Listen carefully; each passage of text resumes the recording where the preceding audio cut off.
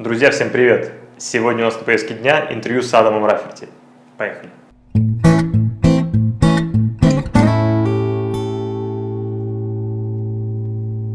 Okay, it's on. Hey, man. Hi Adam, how are you doing? Man, you sounded so great in your last videos, Thank Dimitri. you. Thank you. That was really great. I'm honored to have you as a student. Thank you, and I'm honored to have you as a teacher. So my first question will be about your music career. For a long time you played as a jazz guitarist in New York, and then you have switched to acoustic, already being a professional and well-educated musician. My question is, was it hard, and what was your starting point in playing fingerstyle? It's actually a story that there were a lot of little reasons that added up to me trying fingerstyle guitar. I mean, I'm still a jazz musician, you know. If sort of everything played itself out like the fantasy story in my mind, I would probably still be playing jazz guitar. What happened was the guy who was my teacher, Mike Longo. Yeah, it's a pianist from Dizzy Gillespie. Yeah, he had a career at a time. It was a different time. I mean, you know that every 10 years, the whole world is changing. Like, it's so different now than it was even 10 years ago with the online and how musicians get their name out there and build a career. So when he developed his career with Dizzy Gillespie, he was playing in all the clubs in New York as a young guy, and then an older guy discovered him and took him into the group, and then that was the start of his career. So Mike, my teacher, who was, for many years, he was like a father to me. He said, that's exactly what you need to do. You need to do it exactly like me. Keep playing the little gigs, keep playing the gigs with everybody. And I mean, in a way, maybe he was right, you know. He said, but somebody will discover you. One of the old guys, you'll become their apprentice, like I did it for Dizzy. Mm-hmm. And this is going to build your name and build your career. And that's how it works in New York, yeah, in that sphere, in jazz sphere. Yes and no. Yes and no. Because there are musicians who have a more mentality of being a sideman, and there are musicians who have more of a mentality of being a leader. Mike can do both.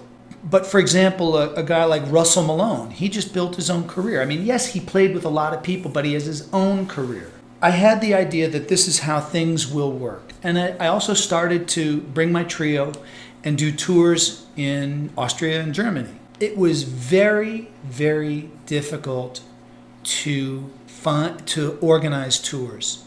The money was so low, and I had to pay two other guys and pay for the planes. And if you have a trio, you need to be playing every day, because imagine if you have no money coming in, the band leader, you have the cost of feeding the other guys, finding them a place to sleep, paying everybody's train fare, all that stuff, you know. So it was, as we were, you know, going from our 20s into our 30s, and guys were getting more serious with their girlfriends, and maybe one guy was having a baby with his girlfriend, they said, Adam, man, you know, it's not like it was when we were 28 years old. We can't just go out and party and go crazy for 2 weeks for no money.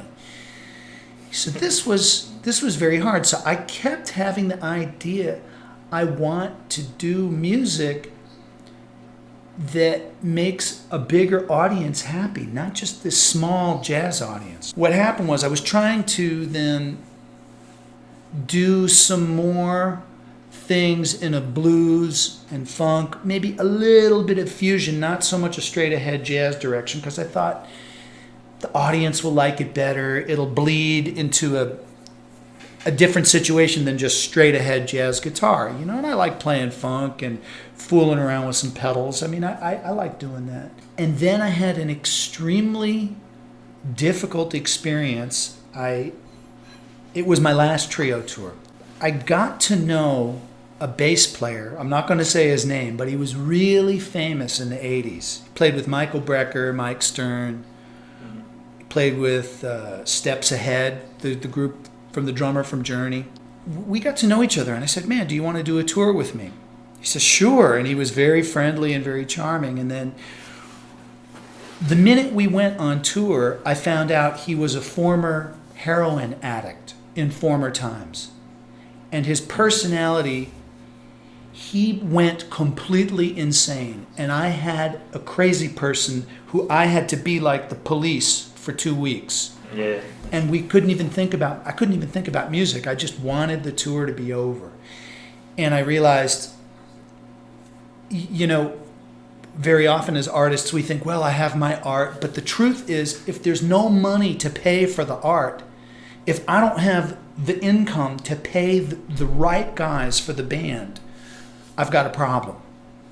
And because we didn't sing, we didn't play pop tunes, it was still this instrumental jazz, and people didn't really... Not commercial music. It's not commercial. Yeah. And so I took a few years off, and then I played as a side guy with these guys who, Lonnie Smith, this drummer named Alvin Queen, sax. And, what year it was? During this... I would say I started playing as a side guy 2006, 2007, and then I was starting to build this kind of like what Mike said, now I was playing with some older guys, I was getting in these circles.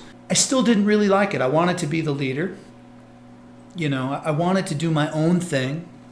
I didn't just want to be, you see the poster for Lonnie Smith or whatever. Nobody knows who I am. I'm just the guy sitting there doing this, and then I go home. It didn't bring me, career-wise, it didn't bring me a better position, It's called like a session player. Yeah. Well, no, sessions mean recording sessions, but sideman. And so I learned a lot, but I was like, I don't really know if this is what I want to do. And then I saw Tommy Emmanuel play on a video, and I went, oh shit. And you haven't seen Tommy Emmanuel before, yeah? I didn't even know that somebody could play the guitar like this. Okay. That's where it got interesting. What was that video? It was a live Sheldon Hall. Video. What? The Sheldon, live at Sheldon Hall. He's very young. He's got longer hair. He's sitting on the piano bench. Did you ever watch that one? I'm not sure about Watch it. Okay. It's really raw. He still plays really raw, but it's different from the way he plays now. He's sitting, his Maton guitar is pretty new, and he's going for it so hard. And I never saw anything like that in my life. I thought solo guitar had to be Joe Pass or classical or flamenco. In New York, we had no contact with country music. I was like, well, Chet Atkins, I sort of heard the name once. Yeah, it's more popular in Nashville, I think, or it's the Western Coast. In New York, it just wasn't in the air. There was no energy for that kind of music. Or if there was, and then my old teacher, who's pretty famous, this guy Woody Mann, he plays like this kind of blind, I don't know, all the Reverend Gary Davis and all that kind of stuff. I knew he played solo, but I was like, well, that's not really the kind of music that I'm attracted to. And this old finger-picking blues and these where they sing these songs and everything. I was like, it's cool, but it's not really my thing. Woody's incredible, But I saw this Tommy thing. Mm-hmm. And in 1 minute, I said, that's what I want to do, but with jazzier tunes. I said, I'm not a country guy. And the irony is I knew it right away that I wasn't a country guy, and I'm still practicing thumb picking, trying to learn how to do that, because I love when he does it.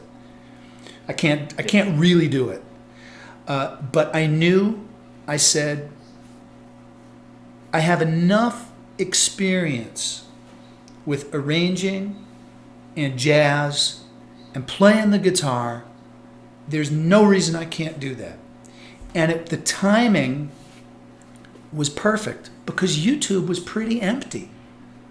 There weren't that many guys. There was Tommy. Andy McKee just started. Yeah, Don Ross was kind of on there. Pete Huttlinger was kind of on there. Sung Ha Jung was very little. Joe Robinson was like 13 years old or 16 years old. It was just the beginning.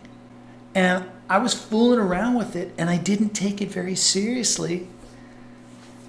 I thought, wow, wouldn't that be... And I was still playing jazz. I was still teaching in a music school. I was still playing all the local gigs in New York. And so it was this little, like a hobby. Mm-hmm.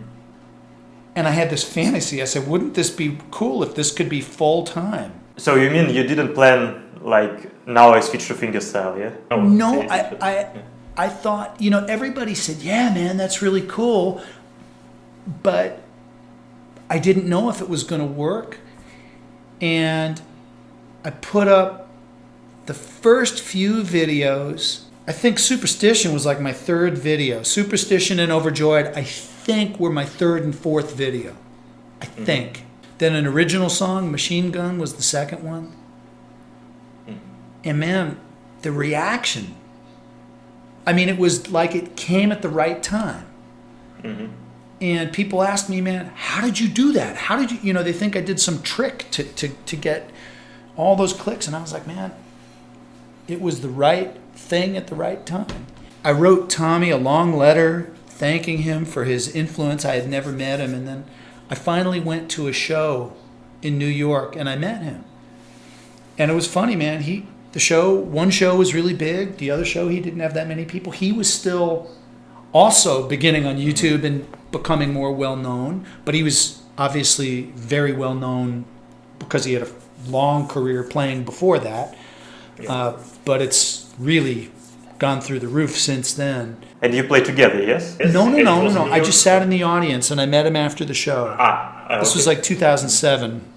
Mm-hmm. And you know, I thanked him and I made a comment. I was like, yeah, man, well, you know, I told him, I said, well, I play jazz guitar, but I'm kind of getting into fingerstyle. And he grabbed me on the arm. He grabbed me and he says, you're making the right choice. And what he was saying in his eyes was, you're going to be a lot more successful with this. Mm-hmm. Than running. That's in his eyes. That's what he was saying. Meaning, it's a bigger audience. You're probably going to earn a little bit more. You'll be able to get on tour. He just said, you're making the right choice. And so I don't know if it was the right choice, but it's the choice I made. You know. So it was the beginning, yeah. So it was all these things. It was the pressure of the trio being a solution that wasn't going to work anymore. It was me being a little dissatisfied with the way the jazz scene in New York was moving for me. Some guys are happy to just play a sideman. I wasn't.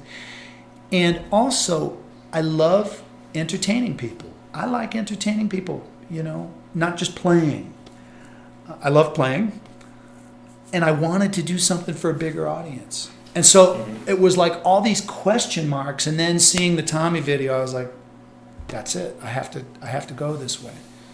Mm-hmm. So that's kind of how it all led to this point.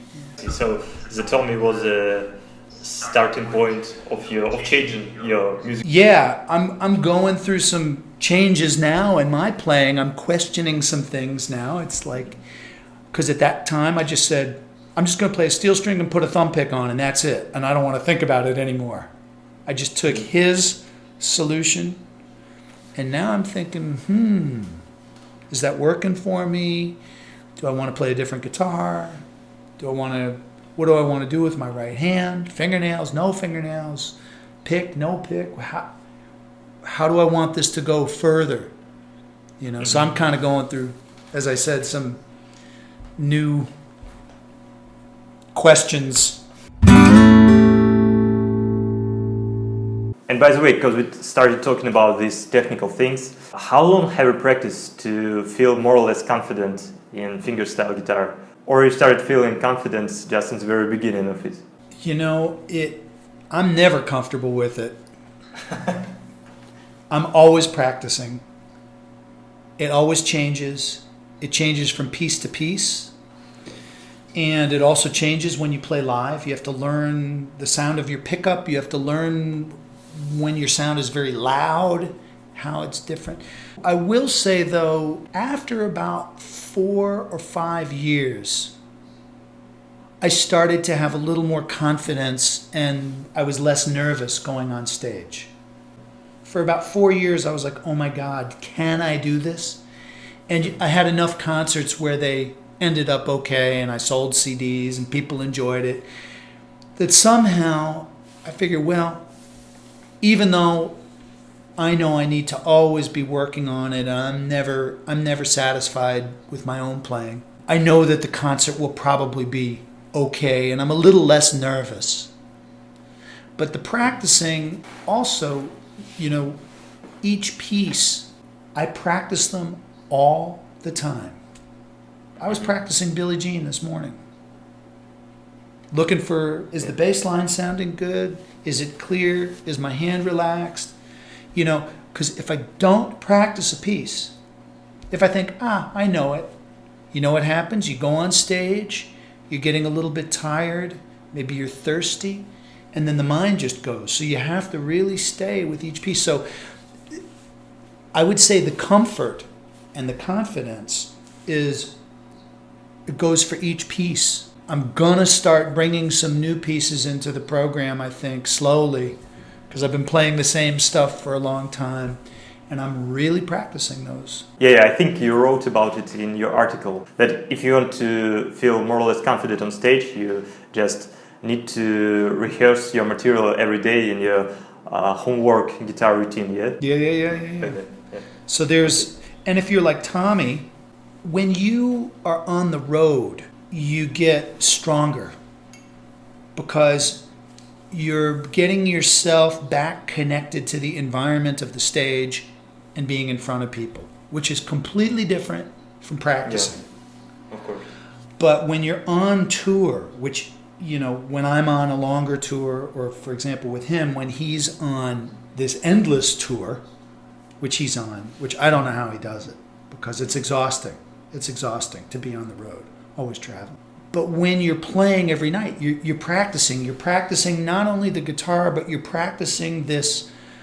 You're with the audience, you're with yourself, you're with the sound of the theater, you're with the sound of the PA system. You're with the flow of your show, you're with the high points, you're with the low points. And that's practice. And you get better at that whole system. There's a whole, it's like an ecosystem. It's like an environment. It's not just playing. You get better at that whole system, and then there's a whole rhythm to your day where you rest during the day, you take it easy, you start warming up in the afternoon, you don't play too much so you're not tired, you do the sound check, you eat a little bit, that's a whole rhythm of your day. And so the more you practice that, the better you get on stage. The first few times doing that, it's really stressful the first few times on tour, because you don't know how all that runs, and you think, oh my God, I have to practice, oh my God. And then I would practice so much backstage in the old days. It's like I played my concert 3 times before I went on stage, and I would be so exhausted by the time I got on stage. I wouldn't have anything left, but I would have to play, My next question will be about your first guitar arrangements. You mentioned Superstition and this early stuff like Billie Jean. And was it hard for you after your jazz career to create solo guitar arrangements for fingerstyle guitar? Or it was easy work for you? It wasn't easy.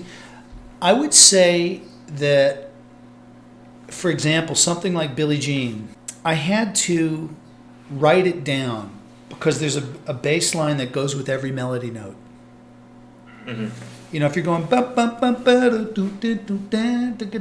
and bass line's going bum bum bum bum bum bum bum, right? You have to see which notes are lining up. So I had to do a little bit like classical guitar for that section, the verse. So you you wrote in notes. I had to, just for myself, because I had to see this bass note comes at the same time as this melody note. Right? And the first run of it, which is on YouTube in that old video, the first run of it, I had this instinct. I wanted it to be all these lines, like classical guitar, right? Like if you were playing Bach and there was a bass line. Yeah. But I said, now I wanted to groove a little bit. And that's where I started with this slapping on 2 and 4, which, I don't know. I don't know if I was one of the first guys that did that, but it seems like everybody does it, now that whole thing. But I thought, well, that'll help the groove come across. And that'll also make sure that I'm in a certain body rhythm. But as time went on, what a lot of people don't see and still don't see, you see it because you're on Study with Adam, is all of these concerns with notes coming out clearly, doing back strikes. Like, that was step one, doing the Billie Jean arrangement. And sometimes it's better to just not know. I just didn't care. It was at that time, it was like, man, I'm just going to put it on YouTube. And I the first take that I got, where I got it through, I just threw it up there. Mm-hmm. Now I'm a lot pickier and I'm a lot more careful, and I want things to be cleaner, and I want the clicks not to be so. Now I'm spending like the last years doing cleanup of these basic techniques that I came up with on the first arrangement. So the arrangement wasn't hard, but getting it to settle and getting it so that it feels confident when I play it, and I'm still working on it. So you want to say that your first guitar arrangements, your first guitar video, which you downloaded on YouTube, they were not technically ideal and or 100% polished, yeah? I didn't think about it too much. Yeah. I didn't think about it too much. And, it's funny because there's something very correct about what I did in the old days, which is when you read on the internet, when they talk about, when people talk about writers or people being productive, they say, just do it. If you try to do something perfect, it never gets done. And if you just do it and just put it out there with mistakes, with everything, not perfect, just do it. And I need to think about that again, because now I'm much more careful, and I want things to be a little bit more perfect, but that's kind of a curse, because then you're waiting 6 months until the song is perfect and it's still not perfect, Yeah, and you can wait all your life waiting for the perfect performance. I think. Big problem. And I have that problem. So I know that if I'm doing a CD or a video, I have to go into a mode of saying, hey, just get it done. Boom, get it